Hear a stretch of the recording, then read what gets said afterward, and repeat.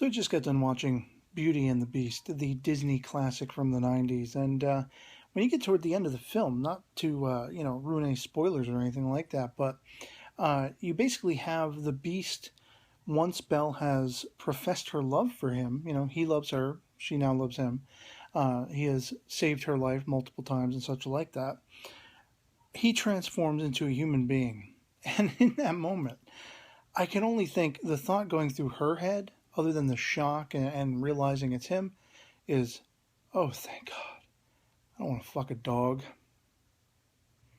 Something about Gaston in the film has always reminded me of Bruce Campbell. The hair color, the chin and everything, the very strong chin, and sort of the almost pompous, but in a comedic sense until the end of the film, sort of attitude. I just always kind of associate that character with Bruce Campbell.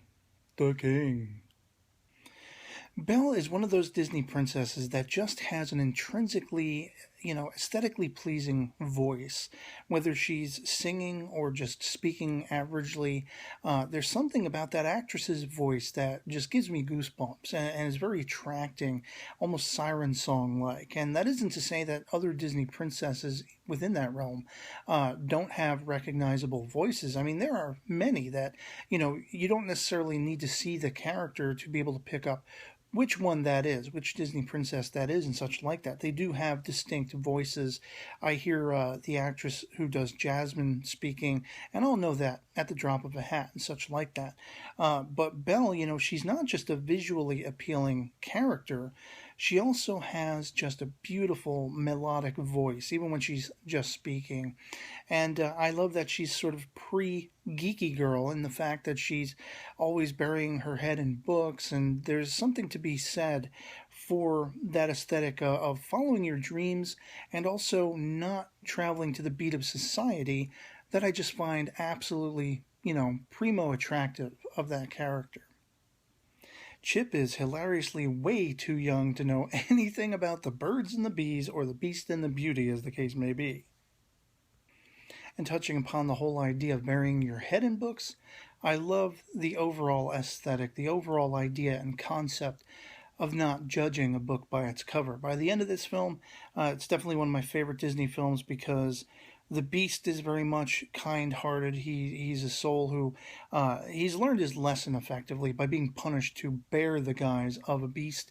And by the end, you see that what was within strengthened what would eventually become without, the outside of the beast in his transformation back to human form, and the idea of love conquering all. Well, I don't know that it can conquer all, but it can definitely give you primo strength, and it's a great lesson to be learned to sort of just give people a chance, get to know them, instead of judging them by their appearance.